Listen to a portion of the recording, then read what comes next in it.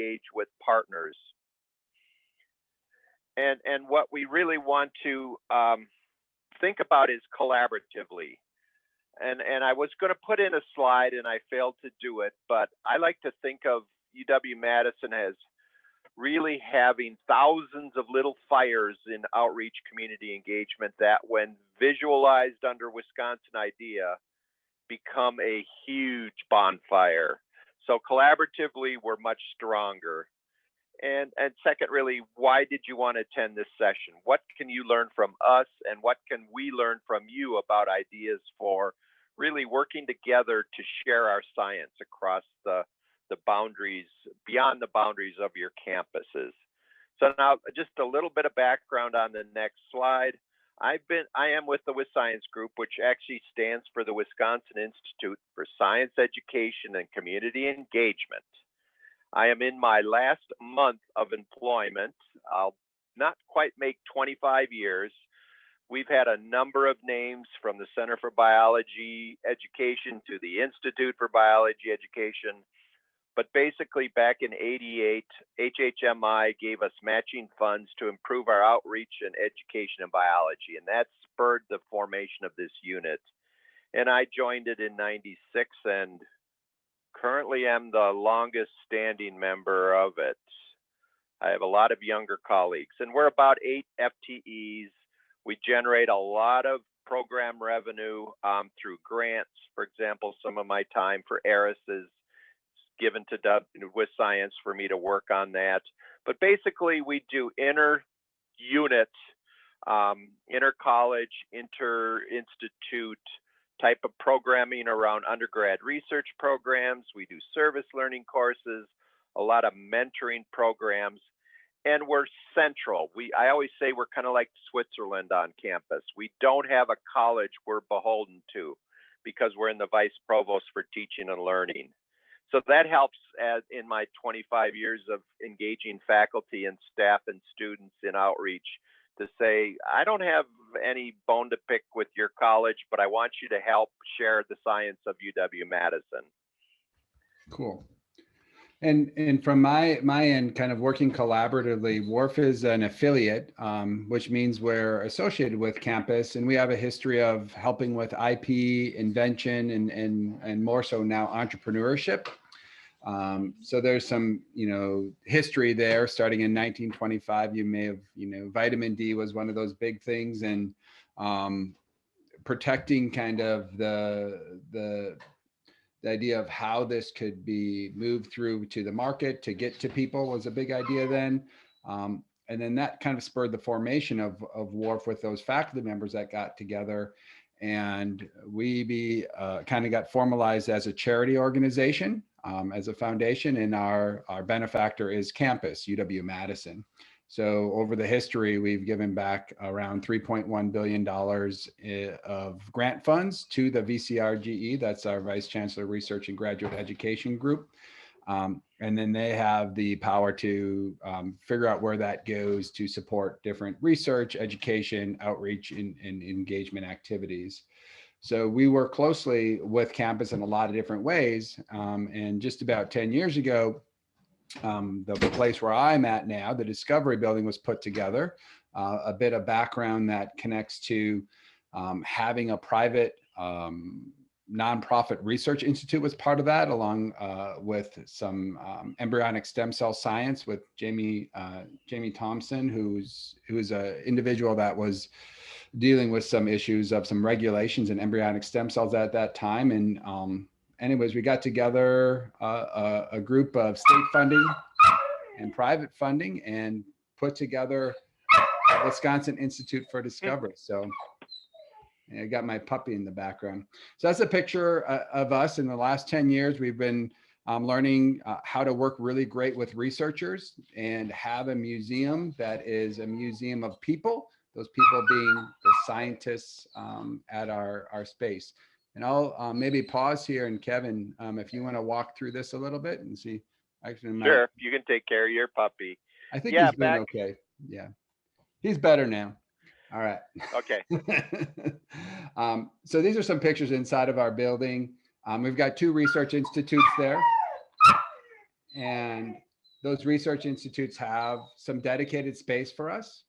We have some teaching labs where we work with researchers and the public, K through 12, adult audience, politicians, different visitors where we come on in and do those research labs. We like to think of ourselves as a playground for broader impacts. So we have flexibility. We don't know exactly how people are going to come on in. We know we've got some things that, you know, are available, but you can play on the playground so many different ways. And some people might want to just watch and participate differently. So that's in general what we're trying to provide. And a lot of people will look at us and see the community engagement, but we also really focus more so probably on our research and campus engagement. You know, how do we support researchers, not just that other end? So this is just a few pictures of, you know, the things that everybody's probably seen in their institutions, working with researchers, going through their labs. We have a portal to the public version called the Wisconsin Idea STEM Fellows. That is part of that background that's going to fit into, you'll see our Science Alliance piece. That's been a great attribution to move things along in a super efficient way in terms of supporting researchers for public engagement. And these are just some different event structures, from vet science to electrical engineering to stem cell scientists, geologists, you know, everybody in between. Our campus is so large. Kevin made that connection to, you know, an analogy of fires. You know, those fires all have different flame points, if you want to think of it that way. They're all different colors, but they might kind of combine together to culminate in this massive piece. So Kevin, do you want to And bump into the Science Alliance here? yeah, and I'll add that we're a unique campus, I believe, in that we have all professional schools except the dentistry. We do not have a school of dentistry, but we have a school of medicine, we have a school of public health, we have law school, education, college of ag and life sciences. I mean, everything, a vet school, all on our campus. So we have a lot of great science going on, but the size of our campus is enormous. We're typically always in the top 5. Once in a while, we slip into the top 10 with NSF funding for a campus, an immense research endeavor. And well over 20 years ago, I and another colleague said, we got to start talking to each other more. And that was the birth of the Science Alliance, which is kind of at the heart of what we want to talk about today. We have nearly 800 members and members means they sign up for a newsletter that talks about outreach events, activities, needs from the community around science. Some of the events and activities that we put together, which help keep this loose federation of outreachers together. I think a lot of what we do is in-kind contributions as part of our positions at UW-Madison, whether they're GPR, public revenue, just hard money from the state, or grant initiatives to work on broader impacts.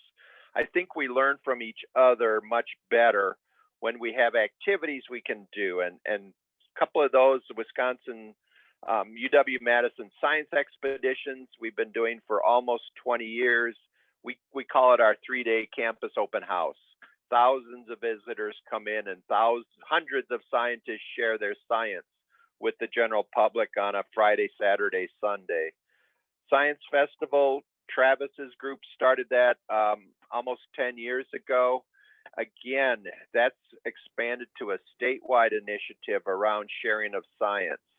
Mm-hmm. We do service learning that helps get undergraduates and graduate students out into the community where they're sharing through academic endeavors the science they're doing.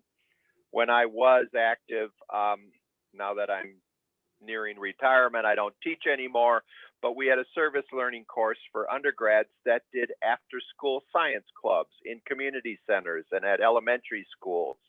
We would help facilitate the academic piece of how do you work with kids? How do you share science with a 6-year-old, et cetera?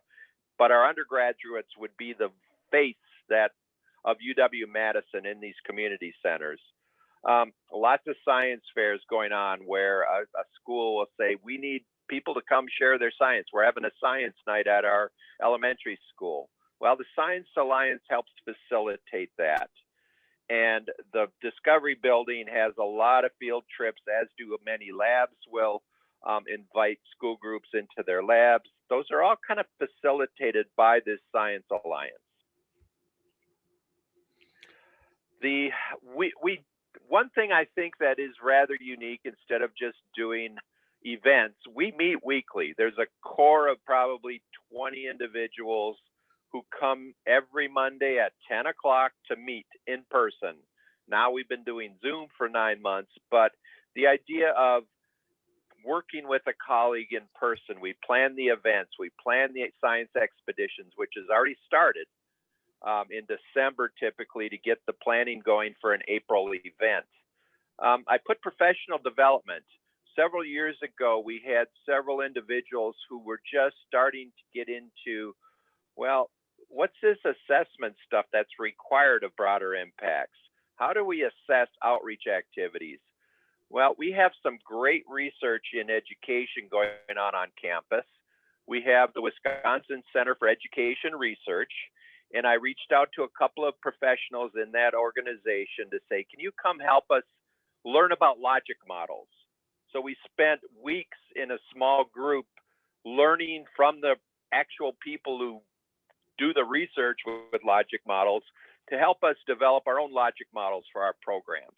So it was really key to the professional development of us outreach people.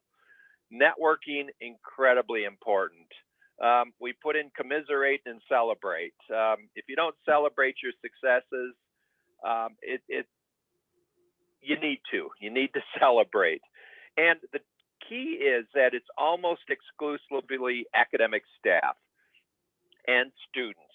So the student orgs, the graduate student orgs will send a representative to the Science Alliance meeting, because some of them want to become outreachers eventually, and they learn from us. The term academic staff at UW-Madison is equivalent to faculty without tenure. There's roughly 8,000 academic staff at UW-Madison, everything from undergrad advisors to outreach to instructors. And our campus calls them academic staff. We have about 2,000 faculty with tenure. So we outnumber the faculty 4 to 1 in our roles on campus. And I threw in budget here because the Science Alliance's only budget comes from our visitor and information program unit to put on the science expeditions. And we get $20,000 per year to help put on the science expeditions, the campus open house. Other than that, there is no budget for the Science Alliance. We just continue to meet and have met for, like I said, at least 20 years. Some of us have been with the group. And part of what we struggle with is the in and outs of individuals. The next slide has more information. This is how science expedition work. We split it up into the east side of campus, which is CALS, College of Ag and Life Science, Letters in Science, and Discovery. And then on Sunday, the west side of campus, which has the School of Medicine and Public Health, the vet school, the nursing school, and the pharmacy school have their open house. And we coordinate that with what we call it student-led engineering expo. So we've collaborated to get all these things together, and it's the typical, here's an anthropology, a human evolution, here's something from the med school about air and breathing for kids. A lot of great opportunities for individuals and units to practice sharing of their science. And I just wanted to put some limitations with the Wisconsin idea. And I've been frustrated many times with my 25 years on campus of, we have no central office for outreach. We all do this individually, which is why the value of the Science Alliance is so great. A couple of the missing players in the Science Alliance, the Office for the Vice Chancellor for Research and Grad Education is not an active part, and specific science departments typically don't send anybody unless it's a grant-driven commitment to outreach. Those are some limitations. I know with the ARIS community, a lot of campuses are starting to bring in central, broader impact offices. About 10 years ago, I was asked by the provost to put a committee together to explore the formation of a central STEM outreach office. Everybody from all of the colleges and units on campus said, great idea, great idea. Then unfortunately, we had a governor who just gutted our budget, and we had about $100 million budget cut as I was asking for money to put an office together. So it kind of fell by the wayside, but we've persevered on and continued to work with each other to collaboratively share our science through venues like the Discovery Building that Travis is working with. So at this point, that's really what we wanted to share was some of our ideas, events, activities. And now I just want to open up for discussions and questions, et cetera, that we can further learn from each other, ways to collaboratively further the science outreach that goes on campuses. I'd be happy to talk with anybody, as will Travis. I mean, just one thing that I didn't put into the slides is Travis and I are part of this ASIL grant, Advancing Informal STEM Learning grant that I have with some partners. And that grant has allowed us to really, the research is how does a museum like Travis represents work with a campus? And the research units are Cornell University, studying with the Science Center and their interaction in Ithaca, New York, as well as in Seattle, the University of Washington, Bothell, with the Pacific Science Center. And then a second wave of partnerships, actually Jory Weintraub at Duke is involved with that with some of his local museums. But I think the ASIL grant, which is called the Broader Impact Design Project, will share some resources with ARIS so that how do you better work with community partners around outreach? I think we have some great resources that have been developed. And at this point, I'll throw it back to Travis and he can kind of wrap up too. And then I'd like just to have a lot of discussion here. It's not too big of a group, but sharing of what kind of activities, what kind of units you have on your own campuses. Sure. Thanks, Kevin. Yeah, the last kind of closing thoughts is just how has this group sustained, this loose collection? Sometimes there's, during the down times where there's not a lot of events, there might be 8 to 12 people there as kind of the core regulars. But then we get up to, at max like 40 people at the meeting. So I think there's 3 components of why this thing with, the Science Alliance with, $20K of funding that's really event specific. How does it survive so long? The idea that Kevin kind of seeded. The ethos, the Wisconsin idea is one, having an event that is an annual event that is bigger than any one unit, that science expeditions that we have other programs like Saturday Science and the Science Festival, where collaborative planning makes that event better and easier for people to do. So there's value to show up on those Monday meetings that we have, because your job will get easier working together and not having to, deal with the scheduling. And then having continuity. So that's a third part of, there is almost always a Monday meeting, and so knowing that is a place for you to bring a new idea or to learn and shake out from somebody's posted topic, some relevant connection. I think those are the 3 key parts that keep that community of practice so strong without having any kind of formalized electoral, leadership or anything like that. It's just a lot of darn goodwill and the Wisconsin idea kind of happening, and people see the value because what they put in, they get out and they can have expectations to do that. So when you have a staff transition or something like that, those other components still allow the Science Alliance to grow and be strong as a representative of the science engagement. Just another project that's still in existence. Probably about 8 years ago, AAAS had a small grants program to involve researchers in outreach. And I wrote a grant to set up a database, and I wrote in a genetics professor. She was interested in outreach, and she actually was the recipient of the grant. Lasted about 3 years, but what she did and had her lab do was set up a database where schools could put in requests for presenters for their science nights. And once we got a central place where somebody from the space place, our astronomy outreach group, knew that there was a science fair coming up at Emerson Elementary on February 18th. You'd sign up, the school would put in the information, and we'd fill in the slots to have presenters at the science fairs. That grant ran out, but Audrey still continues to take care of that database where schools can get presenters.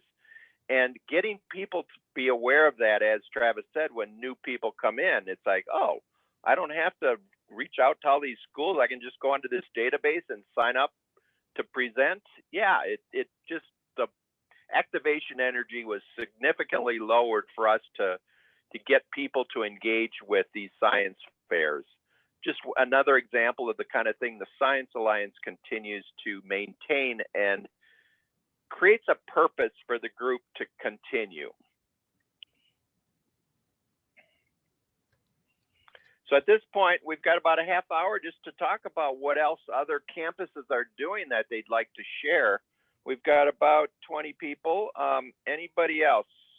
And I'll just ask Jory to talk about Duke maybe, since I know Jory very well. He's on the leadership team for ARIS also, to get the conversation started.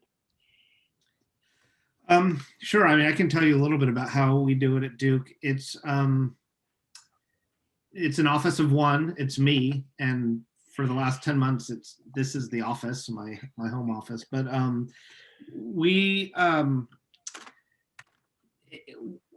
I work within a unit called the Duke Initiative for Science and Society. And so an initiative at Duke, at least, is we're not a department, we're not a college. I always say an initiative hopes to someday grow up and become an institute or a center, but we're not there yet. We're still pretty small. And so we report directly to the vice provost for interdisciplinary affairs. And actually, my main job is as a faculty member at Duke is teaching science communication. The broader impact stuff I just sort of do on the side. And it's because I was informally doing that job at Duke for many years anyway. All of my friends and colleagues who were writing NSF grants were constantly coming to me and asking for help with broader impacts. And so I just said, well, sure, I'm happy to help, but there really ought to be a formal structure for this.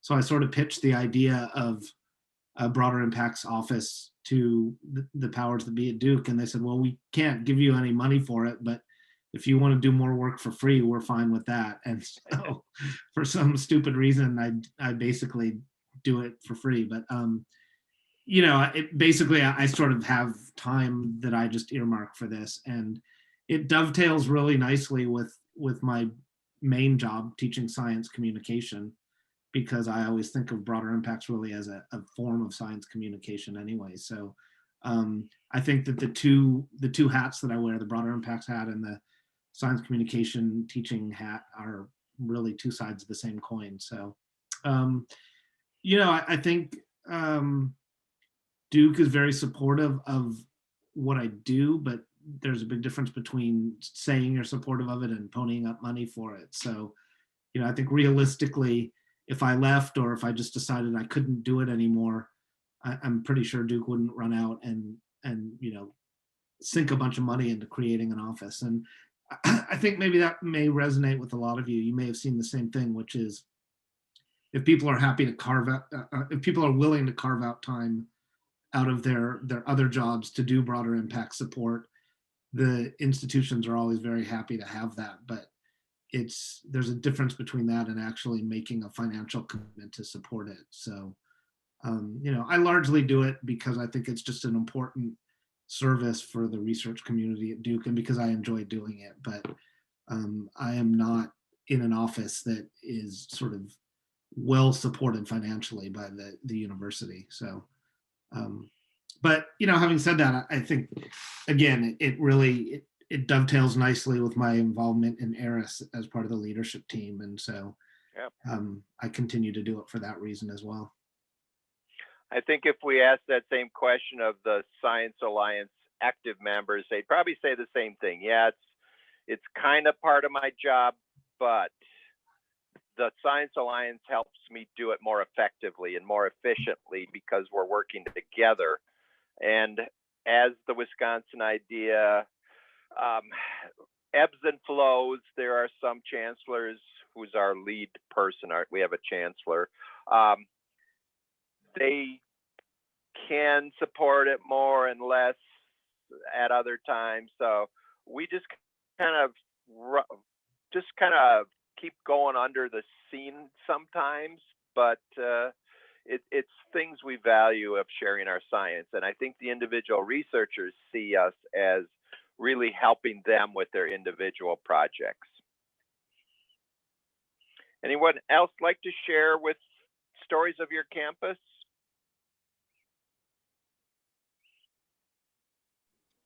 I guess I can share what we don't have, but our building. I'm Nancy. Okay, Nancy, and where are you at? University of Idaho in Moscow, Idaho, small land grant college in a big sparse state. So we don't have the kind of urban community that you might have at Madison by a long shot. We're a town of about 11,000. So in terms of going out to science fairs, if they're not right here in Moscow, it'd be hours to get there. We don't have any sort of outreach or office of engagement. That is non-existent. Nor do we have any sort of science communication class or program. But what we do have is me right now. And so I'm in an R&D office, research development, and I work directly with faculty to work on their proposals. And I was very fortunate to, our university was fortunate to become part of the ARIS pilot group to enhance institutional capacity for research impact. So we've just finished a semester-long training with ARIS on this, and so I'm excited to start building something, but it will be centrally located and baby steps. So I'm listening, with every pore to get ideas on types of events we can do, and certainly database ideas. And Travis shared with us how he built a database of partnerships. So very much at the learning stage, but excited to implement. Yeah, I forgot to put the website down, which is science.wisc.edu. You can take a look there to see some of the units and some of the activities and learn more about Science Alliance.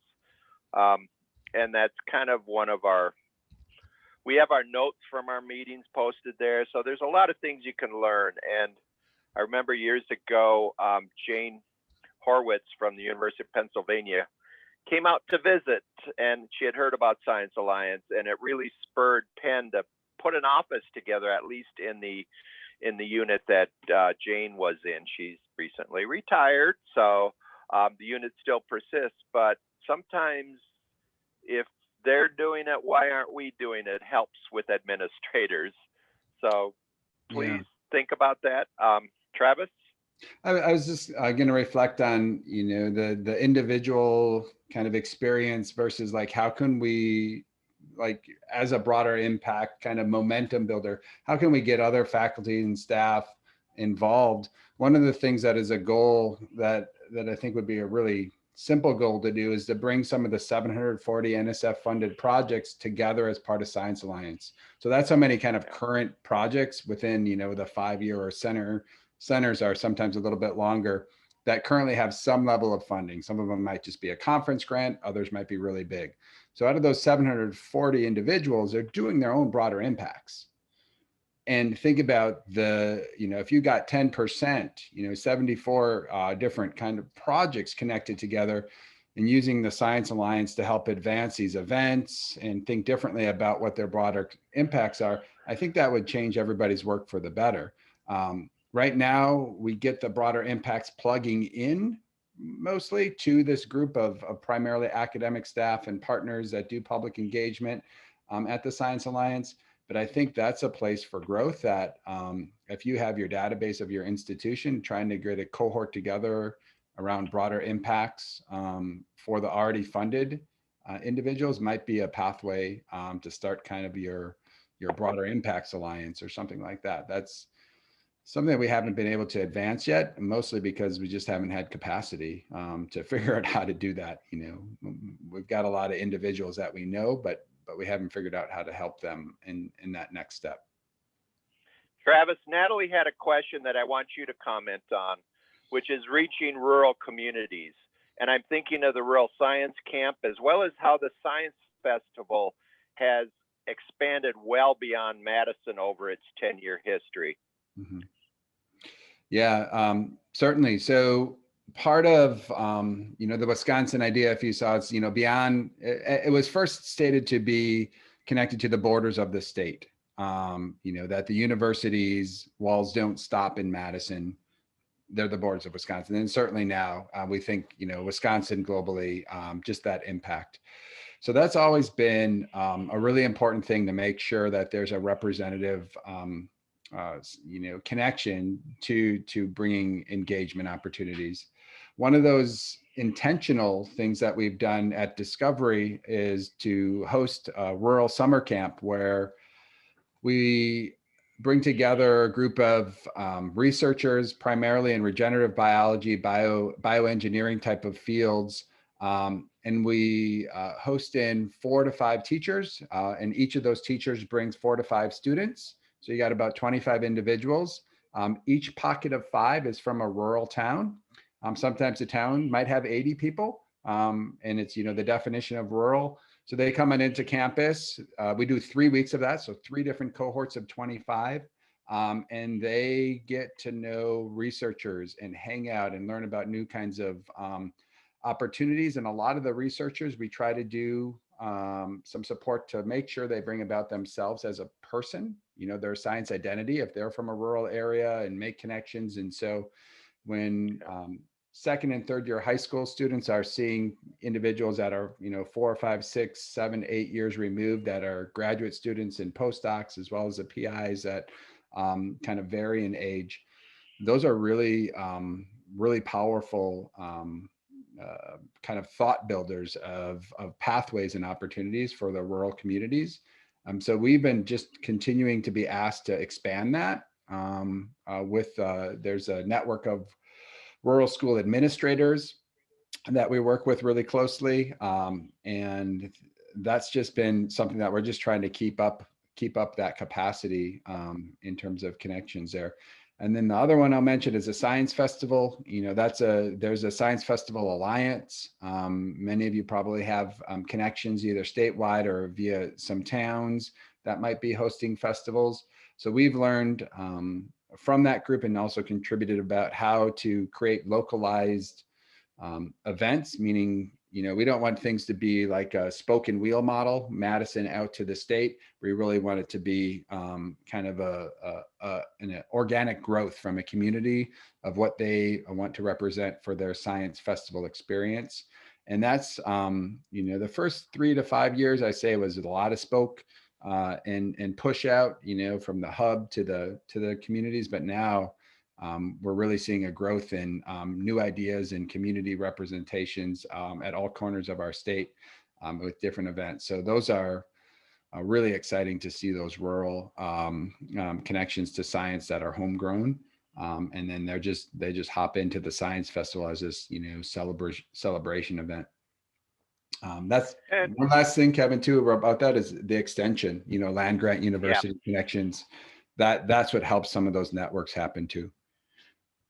And I'll say Madison is a state capital, so we get a lot of rural schools bringing field trips to the capital for half a day, and they're always looking for something else to do. And we have the visitor and information program that will take those calls. They have a list of Science Alliance members up in a lab that will say, we can take 20 kids and give them an hour tour of our lab and talk about the science. But again, it's facilitated through a central office of visitor information programs so that individuals don't have to do the discussion with the teacher to answer the question about, can we have lunch in your building, and all these kind of just trivial things that VIP, visitor information programs, has the expertise to do. So it's called Bucky's Classroom. And that really has helped get the rural kids into the big city of Madison to experience what science is like on a major research university. And I say big city because Madison is only 250,000. We are not a big city by any means. But another story I want to share is with our service learning course where we do after school science clubs. We did one at the Boys and Girls Club in South Madison, which is about maybe 3 miles from campus. And one of my students arranged for their staff to bring a group of students to campus in the Boys and Girls Club van. And I remember her sharing the question that a kid had when he raised his hand and said, which one is the university here? He had never even been to campus. He had no idea that it's hundreds of buildings was the university. So outreach to us is even only a few miles away at times. And that's tough to hear that there are parts of Madison who have no clue what the university is about. And these students have no idea of what it's like to be an undergrad. So it's really neat to have our undergrads meet with these kids and talk about what it's like to be a biology major or a neuroscience major at college. So those are some of the things that we share these stories, and Science Alliance helps propagate these ideas and these sharings through our weekly meetings. Other questions or thoughts?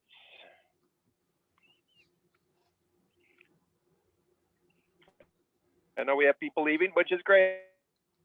We understand. Travis has put a bunch of our websites up there.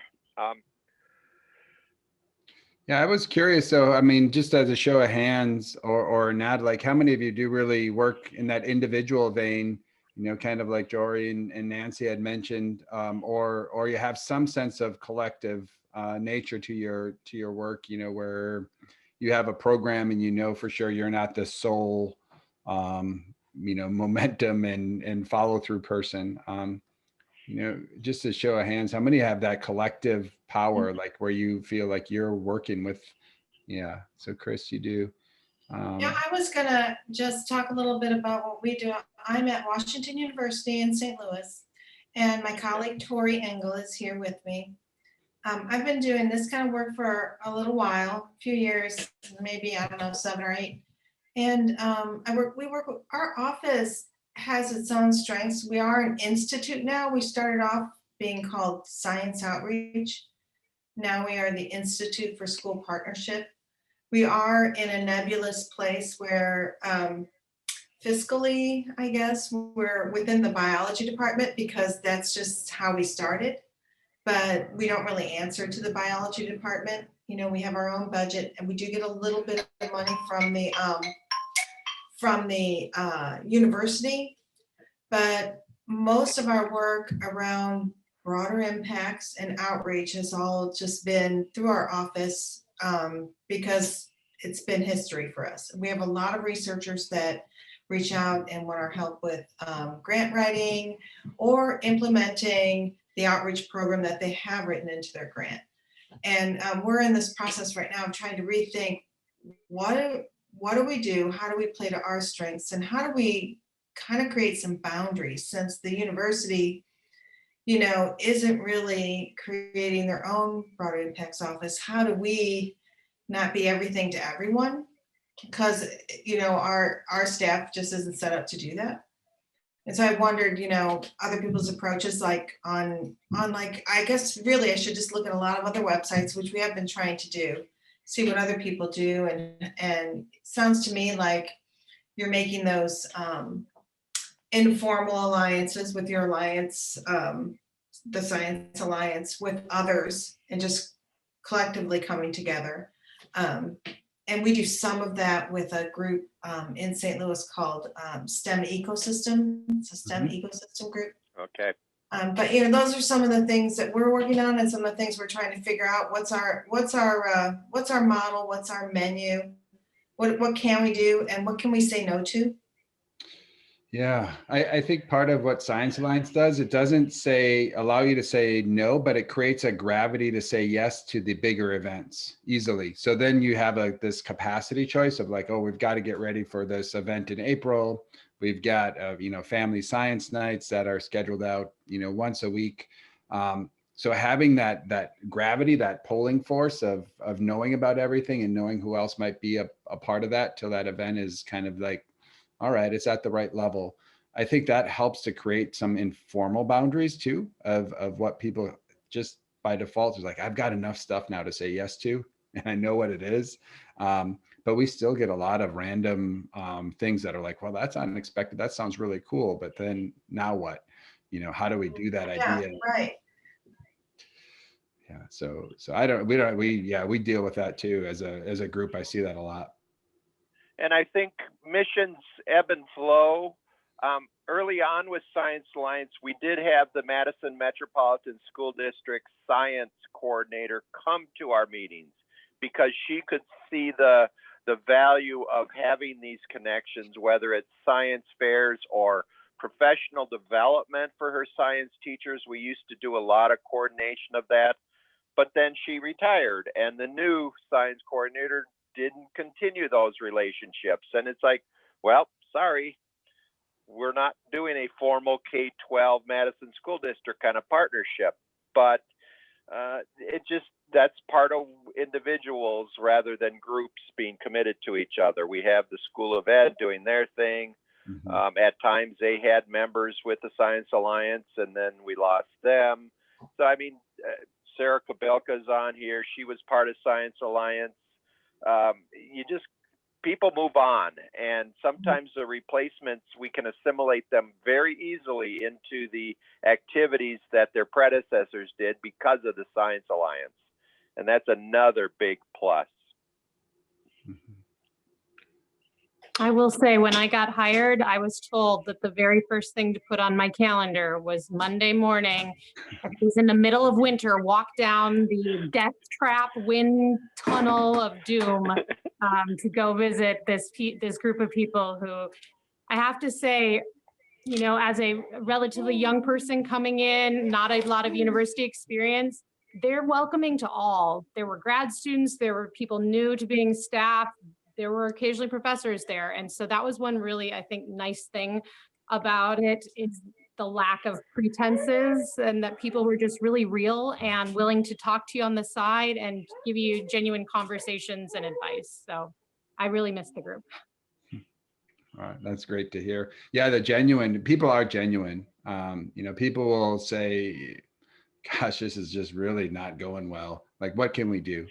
The K through 12 one, Kevin, you mentioned when the coordinator moved on from the school district, there's still momentum to work with schools. And then what filled that gap? It's that momentum, like what can we do to help some of our schools that really, just like everywhere, have different types of strengths and needs. And there was community schools that are formed within our district, and our School of Medicine and Public Health faculty and staff connected up, and they took over some of the schools and kind of adopted a few schools. So it wasn't district wide, but that was part of that. It was I'm not going to say, I don't know what the right adjective, but it wasn't a comfortable conversation to get from those transitions to try to figure out, like, leaving some schools out and focusing on some, and not everybody's doing the project, but we're all getting updated. And so there's, that's a good thing, to be able to feel comfortable to voice those things. And that meeting's really great for that.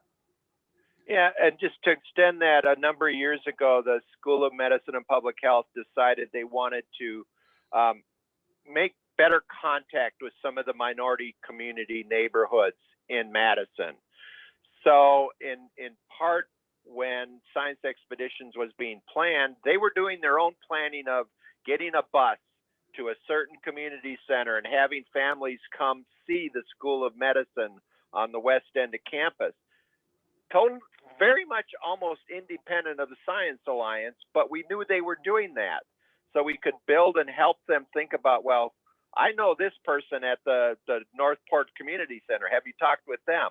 And they'll say no. And it just, we were helping each other further individual units' missions. And they actually had some money that the dean gave them to do this. So it just helping each other do a better job of sharing our science. Yep. Anyone else?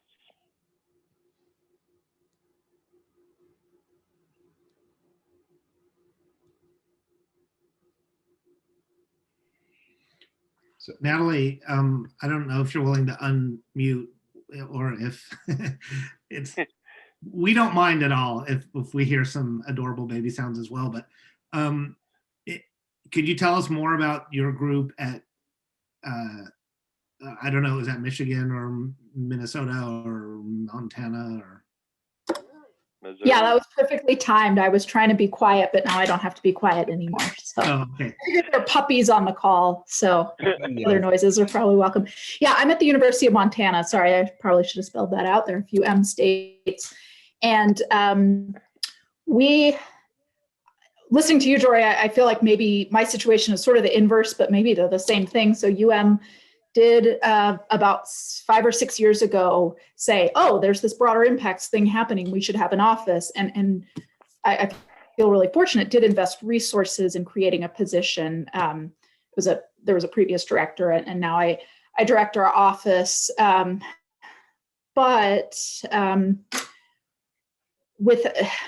We're still very rooted in sort of pre-existing programs. The biggest one is our science museum. We have an autonomous aerial systems office, and they've all sort of, there are about 5 other programs that have come into the fold under the broader impacts group. And sometimes I think one of the fun but difficult challenges for me is figuring out what the broader impacts group identity is beyond the, as sort of greater than the sum of those very wonderful parts, because people on campus know the programs and not necessarily the whole. So it's, so yeah, I end up being, so I'm the person people on campus would come to if they're developing broader impacts proposal sections. And that is one of my goals, is to create sort of a sense of a cohort on campus of people doing broader impacts. But it's fragmented because we're a smaller research university. We have pockets of NSF, people doing NSF work, but a lot of it is NIH, not called broader impacts. But so it's been a little challenging to create that cohesive sense of community on campus, I'd say. Yeah, it's good to know that's there, because in fact, in a call earlier today, this just came up, right, Nancy, where we were talking about, do we even really know how many actual BI centers there are out there? And I didn't realize, even after all the years of doing this, that University of Montana had a BI office. So I will add it to the list. That's great. We were flying below the radar for a little while. I assume Montana's an EPSCoR state too? We are an EPSCoR state, and that's actually part of my role, is being on the EOD team for our current EPSCoR work. Cool. George, do you have that list? Is that a public list? Am I just missing? Well, it's funny because we were just talking this morning about how there isn't a very good list. Yeah. Susan Reno and myself and some other people, we just sort of keep one in our head. If you go to the website for my office at Duke, I think I have links to the ones I know about. I'm going to add Montana's now. Yeah. But the reason it's funny is because about an hour after that call that we had earlier today, Susan forwarded me an email from Nalini Nadkarni at University of Utah, who said that they had just compiled a list. And so I now have a list from Nalini, but I haven't even opened the email yet, so I haven't looked at it's something that I think will probably, we should just put it on the ARIS website and make it public so that anyone anywhere who wants to see a comprehensive list of BI centers has it right there in front of them. I mean, it's Montana State has a really good one too, and it doesn't have broader impacts in the title. And I should know off the top of my head, but I don't know if you know Susie Taylor. I was going to say, I knew about the Montana State group because they pretty regularly come to the ARIS Summit every year. Yeah. Have I you always been? look to what they're doing to kind of spy and see what we should be doing. Okay. So. Have you been, or has anyone from your office, Natalie, been to the ARIS Summit in the past? So I attended virtually. It was about 2 weeks before he arrived. So I think okay. my retention was maybe a little lower than it would be otherwise. But that was the first time that I had been. Good. Well, it'll be virtual again next May. So yeah, I'll definitely be joining. Good. Yeah. And I think in response to what you mentioned, Natalie, about working to develop broader impacts, proposals, and plans, like Science Alliance is kind of on the other side. It's looking at those events right now. The top part, I use the iceberg analogy of like, that's the top part. It's community facing. You see all these events, but really the broader impacts planning, proposals, and those aggregations and efficiencies are really working with those researchers underneath. And that I think is a lot of what ARIS is, trying to improve. All that mass under the iceberg, and how you can start to think about, public engagement of not just that event, but of how that event gets made and the purpose, and, evaluating all that kind of jazz that we're all trying to do. I mean, Susan Reno did a presentation to the National Science Board last week, and the National Science Board basically oversees NSF. And they were very intrigued with some of the projects of ARIS and very supportive. And I think what they are very supportive of is individuals taking advantage of the resources on campus and not doing it alone, not thinking you have to be this lone wolf doing broader impact work on your own. No. And that's one of the positives with UW-Madison is we have a good reputation at NSF for the supporting infrastructure for outreach community engagement activities, which if individuals don't know about it, they suffer, because I've seen reviews where it's like, well, why didn't you talk to this office? We know Madison does that, and you're proposing to do the same thing. And so it can be negative in certain regards because of our reputation. But that's all because of, getting back to the original slide, the Wisconsin idea. I think a lot of researchers know about the Wisconsin idea at UW-Madison and the UW system. So yeah, it looks like we're just about time. Yeah, I don't know, closing things up. We have our emails up there, and then the slides will be available, right? Or the recordings. So if people want to continue to reach out, that's super. I put a link in the chat too to the community. If you're not a member of the ARIS community, please follow that link and join. It's free, and we can discuss more there too. Hopefully see you all at the ARIS Summit in May, if not sooner. Yeah, thank you all for your time today. And it was fun working with all of you and hearing about your stories too. We're all individuals, but we need to work collaboratively to do it more efficiently and effectively, in my opinion, as an old timer about to retire. Thanks, Kevin. Thanks, everybody. Thanks, Thank everybody. you.